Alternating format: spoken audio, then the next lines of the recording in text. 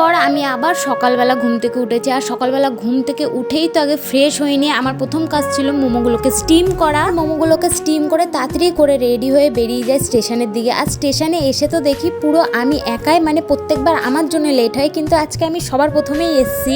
তার কিছুক্ষণ পরে আসে গৌরী আর আমি মিলে বসে খাচ্ছিলাম আলুর পরোটা। আর প্রিয়া মানে এতটাই লেট করেছিল সেদিনকে, তাড়াহুড়োর চোটে তো আমি বলতেই ভুলে গেছি যে আমরা কোথায় যাচ্ছি। আজকে আমরা 4 বান্ধবী মিলে যাচ্ছি মিনি পিকনিক করতে পূর্বস্থলী পাখির চরে। আর এই পিকনিকটা অনেকদিন ধরেই ভাবছিলাম করব, কিন্তু আমাদের টাইম ছিল সকাল 10:30, কিন্তু প্রত্যেকজনের লেট হয়ে টাইমটা হয় 12:30। কিন্তু রিয়া ঠিক আসে 12:35। যদি ট্রেনটা লেট না হতো 10 মিনিট, তাহলে হয়তো এই ট্রেনটাও আমরা পেতাম না। আমাকে ওরা দায়িত্ব দেয় যে তুই পাতা গ্লাস চাদর আনবি। আমার ওই ভুলো মন, আমি সবকিছু ভুলে যাই। লাস্টে পূর্বস্থলী স্টেশনে নেমে মার্কেট থেকে আমরা সবকিছু কিনি। আর পরের ভিডিওটা নিয়ে আসছি পার্ট 2।